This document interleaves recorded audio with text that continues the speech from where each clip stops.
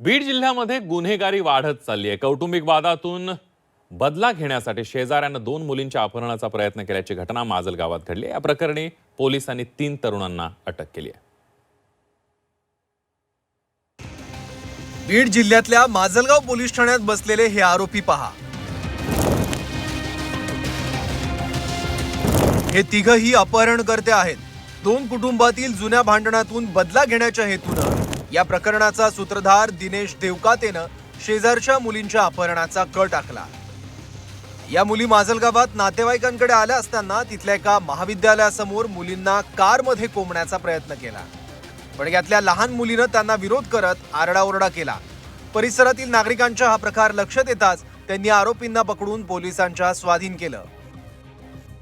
माजलगाव शहर ची हद्दीमध्ये एक घटना घडलेली आहे, जिथे कौटुंबिक कारणामुळे एक किडनॅपिंगचा तिथे प्रयत्न होत होता आणि तिथे एक लहान मुली होती। ती लहान मुलीने आरडाओरडा केला। माजलगावचे लोकांनी ते ऐकून पोलिसांना इंटिमेट केले आणि 12 मिनिटांमध्ये तिथे पोलीस पोहोचून तो किडनॅपिंगचा प्रयत्न तिथेच थांबवला आणि ती मुलीला रेस्क्यू करून त्याच्यामध्ये गुन्हा दाखल केलेला आहे। पोलिसांनी अपहरणासाठी वापरलेली कार जप्त केली आहे, तर 3 आरोपींना चतुर्भुज केलाय। या निमित्तानं बीड जिल्ह्यातल्या मुलींच्या सुरक्षेचा मुद्दाही ऐरणीवर आलाय।